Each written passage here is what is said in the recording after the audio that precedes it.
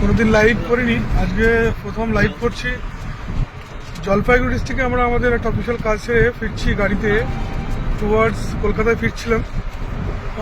রায়গঞ্জের পরে গাজলের কাছে হঠাৎ দেখি অনেক জ্যাম। আমরা দাঁড়িয়েছিলাম 2 ঘন্টার উপরে। তারপরে সাইড দিয়ে একটু এসে দাঁড়াতেই দুজন লোক জিজ্ঞাসা করে আমরা হিন্দু না মুসলিম। বলার পরেই আর কোনো কথা না বলে দেখুন আমাদের গাড়িটার কি অবস্থা করেছে। এই দেখুন গাড়ির সামনের কাঁচ, পিছনের কাঁচ, সাইডের কাঁচ, এই দেখুন কি অবস্থা।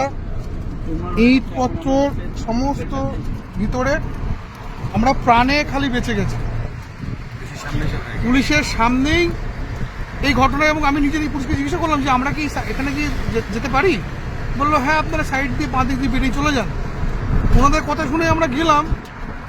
ওনার থেকে 50 মিটারের মধ্যেই এই দুর্ঘটনা। Thank god. আমরা কি করে কোন রাজ্যে বাস করছি আমরা জানি না।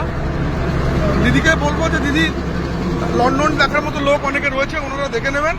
আপনি যদি দয়া করে আমাদের ওয়েস্ট বেঙ্গলটাকে একটু দেখেন। পুলিশের প্রতি ভয় ভীতি মানুষের চলে যাচ্ছে। আমরা যেটুকু ছিল আস্থাটা হারিয়ে ফেললাম। ভয় ছিল কিন্তু আস্থাটা আজকে চলে গেল।